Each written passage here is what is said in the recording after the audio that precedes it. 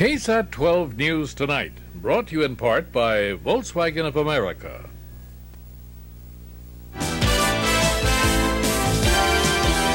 Serving San Antonio and South Texas. Now, KSAT 12 News Tonight. Good evening, I'm Deborah Daniels. I'm Bob Salter. A city building inspector has been taken off the job, and a police department investigation is underway into that inspector and the inspections department. All of this following a KSAT 12 News I-Team report on corruption and bribe-taking by some city inspectors. Yesterday, we showed you videotape of an electrical inspector, Alfredo Cortines, taking money from a KSAT 12 staff member posing as an owner of a phony business. KSAT photographer Jaime Parra handed Cortines $80 to disregard illegal wiring at the business. City Inspections Director Gene Camargo says he placed that inspector on leave pending the outcome of the investigation. Camargo says he's heard rumors about inspectors on the take, but never had proof. I think the majority of our employees are hard workers for one, and I think that they are very honest.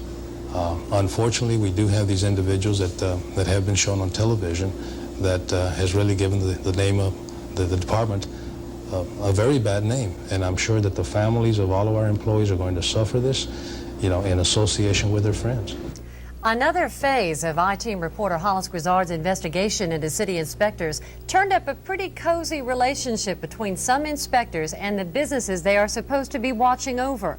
The taking of gifts, even free trips by city inspectors, is the focus of tonight's I-Team report from Hollis Grizzard.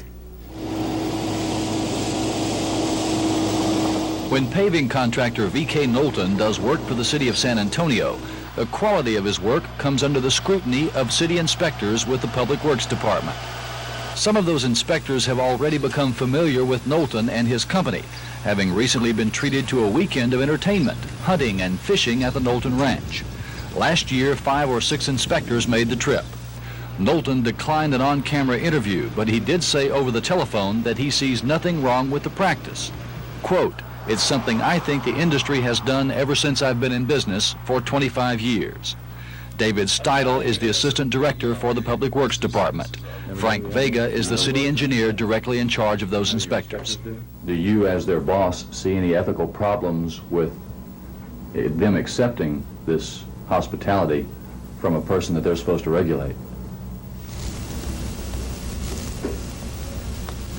I can see where that could be a conflict of interest. It depends on, what the offering is, and I personally don't like to do that myself. What are you going to do about it, if anything? Well, number one, I'm going to find out who it is that's been going there. And number two, what has been going on. And then I'll take whatever action is appropriate. We really have no way of knowing what people do on their off time. If we see that there's a need for the policy, we'll certainly establish that. Here at the Building Inspections Department, contractors used to run over each other at Christmas time, passing out turkeys, hams, and even bottles of whiskey to each inspector, letting them know how much they appreciated their good work. Then someone said the favors were becoming just a little too obvious. So each inspector that wanted to receive his holiday good cheer set up his own little area in the basement of the building. And the contractors just dropped off the goodies there. A retired employee of the Building Inspections Department says this practice was still going on when he left a couple of years ago. When KSAT 12 News set up the Baseline Hauling Company, we found one inspector who gladly accepted a $20 bill to buy himself lunch, although the inspectors are prohibited by city policies from accepting money or gifts. No, I haven't. Tell you what, let's go have some lunch. Okay, I will. I'm going to go right next door. Other inspectors dropping by the Baseline offices took a less than thorough approach to examining our building during a certificate of occupancy inspection.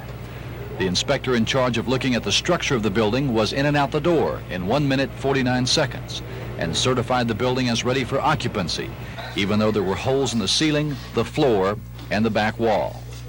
Gene Camargo is the head of the Building Inspections Department. Should he have passed that building? It should have been rejected, and these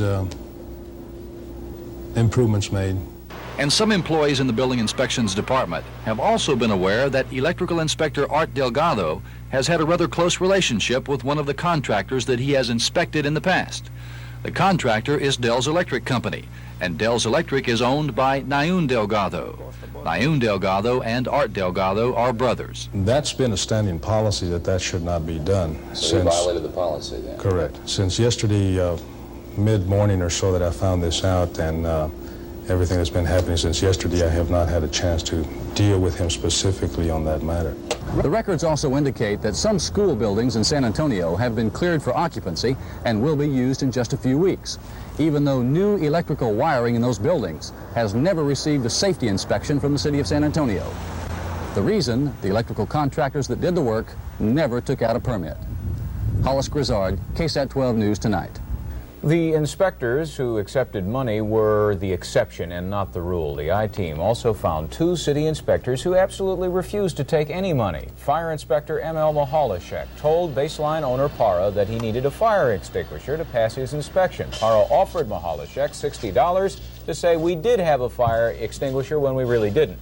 The fire captain would not take any money and would not okay the building until we finally got one. Also, heating and air conditioning inspector A.V. Rodriguez was offered $20 as a gift for lunch. He also refused to take the money. Firefighters are still on the